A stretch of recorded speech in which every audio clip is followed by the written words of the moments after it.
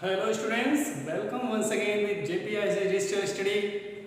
In this video, we are going to learn about the second part of the very well known story of written by Rabindranath Tagore, The Homecoming. As earlier in the first video, we have learned to know that Fatik was a mischievous boy. He had a brother named Makhan. He beat him badly due to circumstances. His mother beated him very much when she heard to know that he had beaten Makhan. He did not heard the speakings of Fatik that he had not beaten him. It was the Makhan who had beaten him. His mother was very furious with him. He beat him badly.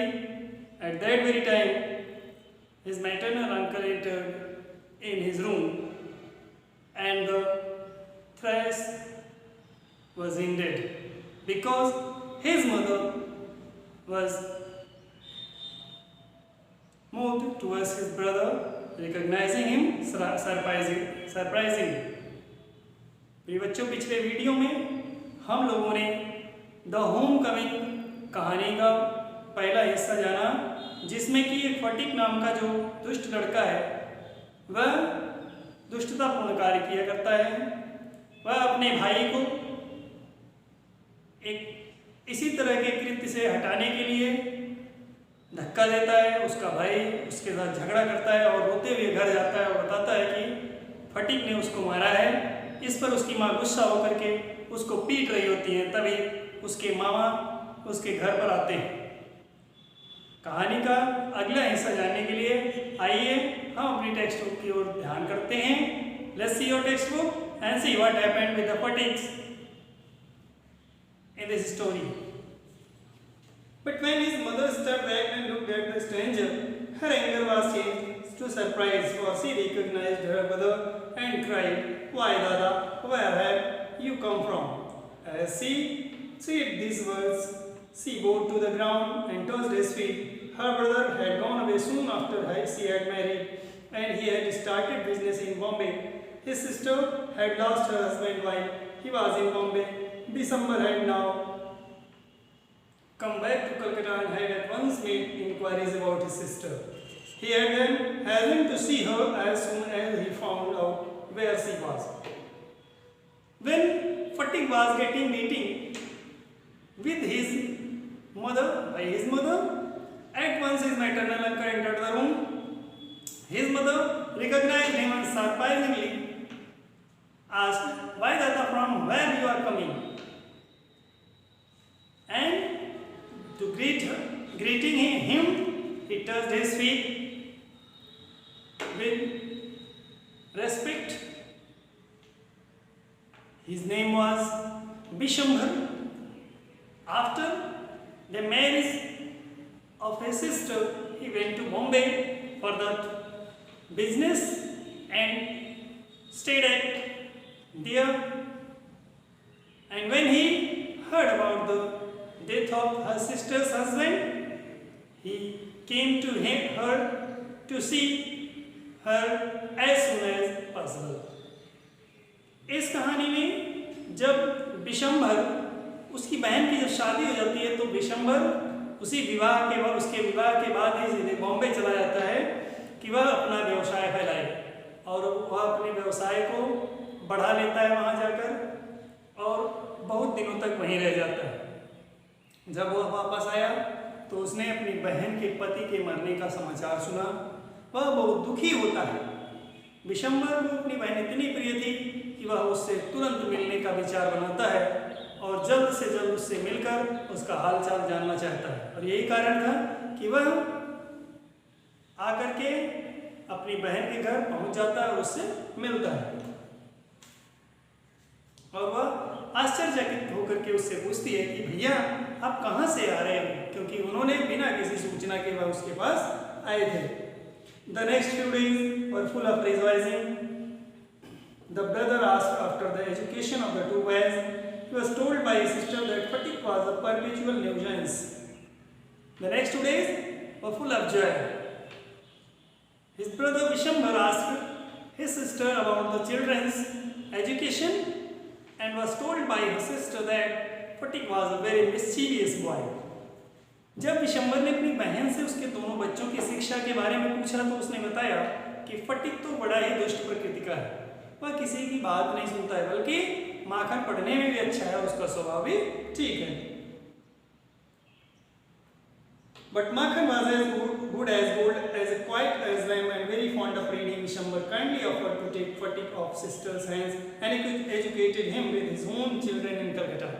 और ये सुन करके कि माखन तो अच्छा है लेकिन फटिक दुष्टतापूर्ण कार्य किया करता है, विशंबर ने तुरंत अपनी बहन से कहा कि फटिक को वह उसके साथ भेज दे और वह उसकी पढ़ाई अपने बच्चों के साथ कलकत्ता में कराएगा. The widowed mother readily agreed. At once she agreed. तुरंत ही वह तैयार हो गई. When his uncle asked Fatik if he would like to go to Calcutta, and when Vishambhar asked Fatik if he liked to go, he at once agreed to go to Calcutta. वह तुरंत ही प्रसन्नता के साथ वहां जाने के लिए तैयार हो गया. उसने कहा हाँ मामा जी मैं चलूंगा. In a way that made it quite clear that he meant it. और उसका इस तरह कहने का मतलब क्या था, कोई भी इसको समझ सकता था. It was an immense relief to the mother to get rid of fatigue. She had a prejudice against the boy and no love was lost between the two brothers. She was in daily fear that he would either drown Makhan someday in the river or break his head in the fight or run him into some danger or other. At the same time, she was somewhat distressed to see Fatik's extreme eagerness to get away. At the sound that his brother wants to took him away from his home to Calcutta, he get a sigh of relief. Because she had no prejudice between his two children, but when she realized that someday Fatik will drown the Makhan into the river or break his head, she thought that it was good to send him with his brother. जैसे ही उसकी माँ को पता चला कि उसका भाई फटिक को लेकर के कलकत्ता जाने वाला है, उसने एक राहत की सांस ली. उसने अपने दोनों बेटों में कभी कोई भेदभाव नहीं किया था, लेकिन फटिक का स्वभाव ऐसा था जिससे कि वह हमेशा चिंतित रहती थी कि यह इतना दुष्ट है कि कहीं ऐसा ना हो कि कभी माखन को नदी में डुबा दे या मारपीट करते समय उसकी खोपड़ी फोड़ दे. इसलिए जब उसने उसे ले जाने के बारे में सुना तो वह तुरंत ही उसके लिए तैयार हो गई. और साथ ही साथ फटिक की जिज्ञासा भी थी, फटिक की इच्छा भी थी कलकत्ता जाने की. इस पर वह और जल्दी तैयार हो गई. फटिक as soon as all was settled kept asking his uncle every minute when they were to start. As Fatik knew that he had to go with him to Calcutta, always he asked him when they are going. कब वो जा रहे हैं हमेशा वो पूछा करता था. जैसे ही उसको पता चला कि वह जा रहा है, हमेशा अपने मामा से पूछता कि मामा जी हमें कब चलना है. He was on pins and needles all along with excitement and lay awake most of the night. वह जाने का इतना इच्छुक था कि दिन भर वह उनसे प्रश्न करता और रात में काफी देर तक कलकत्ता के बारे में सोचते हुए जागता रहता. He bequeathed to Makhan in perpetually his fishing rod, his big kite and his marble. और माखन के प्रति भी उसका स्नेह बढ़ गया था. उसकी जो चीजें थी जो उसने अपने लिए सुरक्षित रखी थी वह भी वो माखन को हैंड ओवर कर दे रहा, उसको दे रहा था. Indeed, at this time of departure, his generosity towards Makhan was unbounded. क्योंकि इस समय उसके विदाई के समय माखन के प्रति जो उसका स्नेह था अनबाउंडेड था, में उस पर कोई बंधन नहीं था. वह पूरे मन से उसको अपनी सारी चीजें दे रहा था. When they reached Calcutta, Fatik made the acquaintance of his aunt for the first time. At the first time when he reached Calcutta, he met his maternal aunt first time. पहली बार जब वो कलकत्ता पहुंचा तो उसने अपनी मामी से पहली भेंट की. She was by no means pleased with this unnecessary addition to her family. और अपने परिवार में इस तरह का अनावश्यक व्यक्ति के आने पर वह बहुत ही अधिक प्रसन्न नहीं हुई थी. She found her own 3 boys quite enough to manage without taking anyone else. क्योंकि अपने 3 बच्चों की देखभाल करने में ही वह परेशान रहती थी।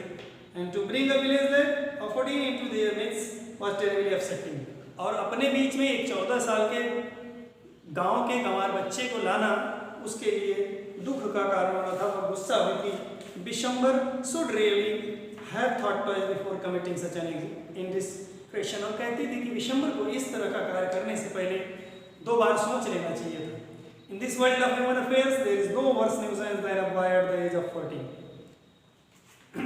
The writer describes that in this world, the nuisance boy like fatigue, no one is there. कहते हैं कि फटीक की तरह उपद्रवी लड़का इस दुनिया में 14 वर्ष की उम्र में अन्य कोई मौजूद नहीं था। He is neither ornamental nor useful. ना तो वह बहुत अच्छा था और ना ही उपयोगी था। It is impossible to show affection on him as on a little boy. और एक छोटे लड़के के समान उसके साथ स्नेह रखना असंभव था। And he is always getting in the way. और वह हमेशा इसकी चाहत में रहता था। If he talks with a childish lips, he is called a baby. अगर वह एक बच्चे के समान बात करता तो उसे एक बच्चा समझा जाता। And if he answers in grown up, he is called impertinent. लेकिन अगर वह एक बड़े बच्चे के रूप में उसकी बातों को माना जाता तो निश्चित रूप से उसको निरंकुश माना जाता, उपद्रवी माना जाता। In fact, any talk at all from him is resented. उस यहाँ तक कि उसके कोई भी शब्द हुआ करते, कोई भी बातें हुआ करती थी, उसको कोई ग्रेस नहीं करता था, कोई उसकी बातों को सुनता नहीं था। Then he is at the unattractive growing age. और अब वह इस उम्र में बड़ा ही आकर्षणहीन था। He grows out of his clothes with indecent haste. His voice grows hoarse and breaks and coarse. His face grows suddenly angular and unsightly. It is easy to excuse the shortcomings of early childhood, but it is hard to tolerate even unavoidable lapses in a body of 40. Fatigue की हरकतें ऐसी थी, fatigue की बातें ऐसी हुआ करती थी कि अगर वह बच्चा होता तो उसको एवॉइड किया जा सकता था, लेकिन उस तरह के 14 साल के बच्चे को इस तरह की बातें करना, फिजूल भर बातों का कहा जाना या दुष्टतापूर्ण कार्य किया जाना, उसको नकारा नहीं जा सकता था। The lad himself become painfully self-conscious. When he talks with elderly people, he is either unduly forward or else so unduly shy that he appears ashamed of his existence. And due to his activities, when fatigue met with the elderly person, he became ashamed for what he did the works that make him ashamed. किस तरह के कार्य करता था, जो भी work करता था, कभी बड़े लोगों से अगर वह बात करे तो क्योंकि वह गंवार बच्चों के बीच में रहा था, उसकी हरकतें ऐसी थी कि जब वह बड़े लोगों से बात करता था तो कुछ ऐसे शब्द कहता था जिसकी वजह से बाद में उसे खुद ही शर्मिंदा होना पड़ता था। Yet it is at this very age when in his heart of hearts a young lad most craves for recognition and love. जिस उम्र का फटीक था, 14 वर्ष की उम्र में हर एक बच्चा दूसरों से स्नेह की चाहत रखता है, उसी तरह का स्वभाव फटीक का भी था। And he becomes a devoted slave of anyone who shows him consideration. और जब जो भी उसके प्रति स्नेह दिखाता वह उसका भक्त बन सकता था, मीन्स उससे वह लगाव रखता था। But none dare openly love him, for that would be regarded as undue indulgence and therefore bad for the boy. लेकिन उसकी स्थिति कैसी थी? कलकत्ता के उसके मामा के घर में वह एक अनावश्यक व्यक्ति था, उसकी कोई वहाँ जरूरत नहीं थी, इसलिए सभी का व्यवहार उसके पास साथ उपेक्षापूर्ण हुआ करता था और यही उस 14 साल के बच्चे के लिए सबसे बुरा था। So what with scolding and chiding, he becomes very much like a stray dog that lost his master. And when somebody scolded him or thrashed him, he thought that he was like a dog who was lost his master. जब भी कोई उसे डांटता फटकारता था तो उसे ऐसा लगता था कि उसकी दशा एक ऐसे कुत्ते के समान हो गई है जो अपने मालिक से बिछड़ गया हो, मीन्स जिसका कोई अस्तित्व ही ना हो, ऐसा वह अपने आप को महसूस करता था। It was anguish. For a boy of 14, his own home is the only paradise. 14 साल के बच्चे के लिए उसका स्वयं का घर एक स्वर्ग होता है. To live in a strange house, और एक अजनबी घर में रहना with strange people, अजनबी लोगों के साथ. It is little sort of torture, while the height of bliss is to receive the kind look of woman and never be to be slighted by them. और इस तरह के बच्चे के लिए जहाँ पर मौजूद कोई महिला जैसे कि उसकी मामी थी, उसकी तरफ से अगर कोई स्नेह भी ना मिले तो उस बच्चे के लिए एक प्रताड़ना के समान होता है. इन 14 साल के बच्चे को अगर किसी घर में अपने घर से कहीं बाहर चला जाए और वहाँ पर मौजूद व्यक्तियों से उसे प्रेम भी न मिले तो वह उसके लिए प्रताड़ना के समान है. It was anguish to fatigue to be unwelcome guest in the aunt's house. और फटीग के लिए सबसे कष्ट की बात क्या थी कि वह अपने मामा के घर में एक बिन बुलाए मेहमान के समान था. Despised by the elderly woman and slightest on every occasion. क्योंकि वहाँ जो स्त्री थी उसकी मामी जो थी उसके द्वारा हमेशा उसे तिरस्कार के साथ देखा जाता था. हर अवसर पर उसे तिरस्कृत किया जाता था. If she ever asked him to do anything for her, अगर वह उसे अपने लिए कुछ करने को कहती he would be so overjoyed कि वह इतना प्रसन्न हो जाता था that he would overdo it कि वह बहुत अधिक प्रयास कर दिया करता था. And then she would tell him not to be so stupid. और तब वह उससे कहती थी कि इस तरह मूर्खतापूर्ण कार्य न करे but to get on with his lesson. बल्कि उतना ही करे जितना उसको कहा जाता है. The cramped atmosphere of neglect in his aunt's house oppressed fatigue so much that he felt that he could hardly breathe. The fatigue realized that he could hardly breathe because nobody likes to him in that house. उस घर में लोग उसे इतना तिरस्कारपूर्ण ढंग से उसके साथ व्यवहार किया करते थे कि उसका सांस लेना भी दुभर हो गया. उसको लगता था कि मेरा सांस लेना भी कष्टकारी है. He wanted to go out into the open country. और वह खुले जगह पर जाना चाहता था and fill his lungs and breathe freely. और स्वच्छंद होकर के सांस लेना चाहता था. नहीं, स्वच्छंद रूप से घूमना चाहता था. घर में बैठे बैठे वह ऐसा लगता था उसको कि जैसे वह वहाँ सांस लेना भी उसके लिए दुभर हो गया हो. But there was no open country to go to. लेकिन वहाँ पर कोई खुला स्थान नहीं था. Surrounded on all sides of Calcutta houses and halls. क्योंकि वहाँ जो है जो मकान थे वह बड़े बड़े मंजिलें और चारों ओर भीड़ भरा एरिया था. He would dream night after night of his village and home. और बार बार रात भर उसे अपने गांव की याद आती थी और वह वहाँ जाने की इच्छा रखता था. He remembered the glorious meadow where he used to fly his kite all day long. उसे वह हरा भरा मैदान भी याद आ रहा था जहाँ पूरे दिन भर वह पतंगे उड़ाया करता था. And the broad river bank where he would wander over the livelong city singing and shouting for joy. और नदी का विशाल किनारा भी उसको याद आता था जहाँ दिन भर वह गाते मुस्कुराते और दौड़ते हुए बिताया करता था. The narrow brook where he could go and dive and swim at any time he liked. और वह पतली नदी की धारा भी उसको याद आती थी एक जगह पर जहाँ वह जाता था and dive and swim any time he liked. और जहाँ जा करके वह हमें जब कभी चाहता तभी जा करके नहा सकता था, गोता लगा सकता था. He thought of his bond bound up by his companion over whom he was desperate. He also remembered his group of children, friends, in which he was like a king. अपने उन दोस्तों की याद भी उसे आती है जिनके लिए वह एक राजा के समान था. And the memory of tyrant mother of his, और अपनी उस तानाशाह माँ की भी याद आती थी.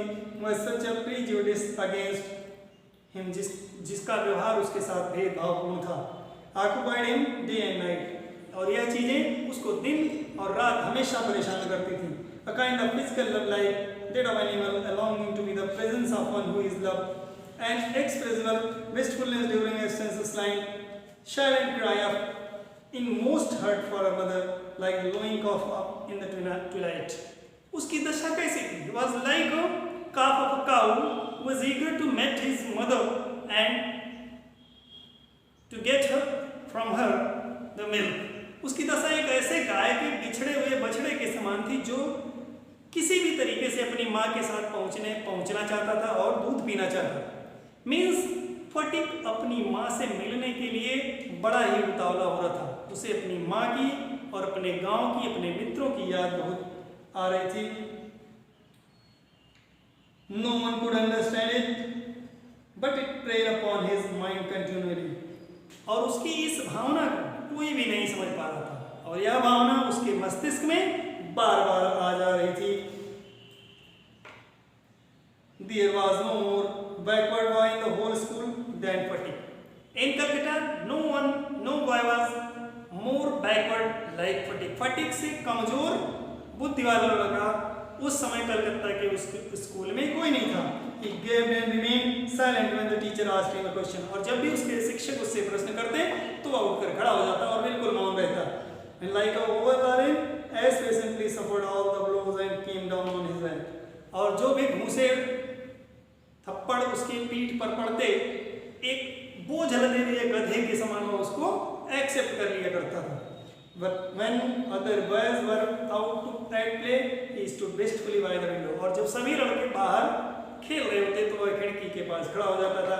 And gazed at the roof of the distant houses. और दूर दूर जो बड़ी बड़ी इमारतें थी उनकी छतों को निहारता. And if by chance he spied children playing on the open terrace of any roof, his heart would ache with longing.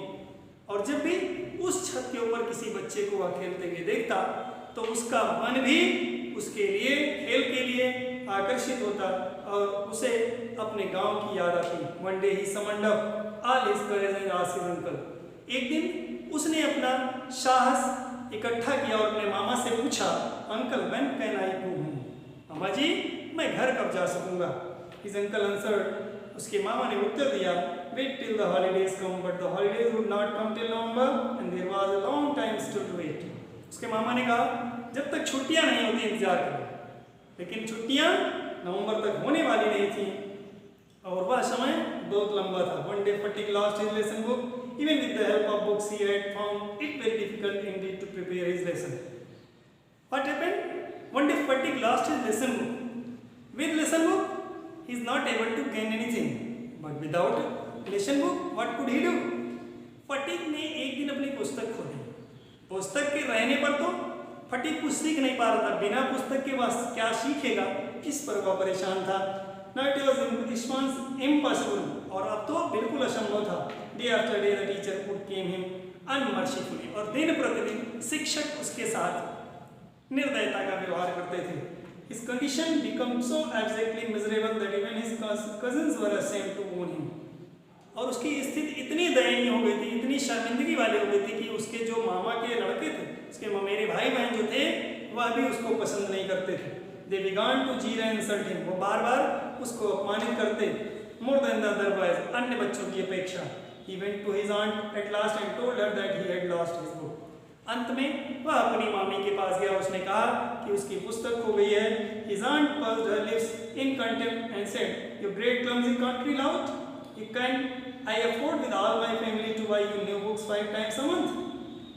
And as he said to her, his aunt, she began to scold him and said, "We are not able to convey the books for 5 times a month." उसकी मामी ने उसको गालियां देते, उसको झिटकते हुए कहा कि मेरी फैमिली तुम्हें महीने में 5 बार पुस्तक दिलाने में सक्षम नहीं है. तुम गांव के गंवार लड़के अपनी पुस्तक भी संभाल कर नहीं रह सकते.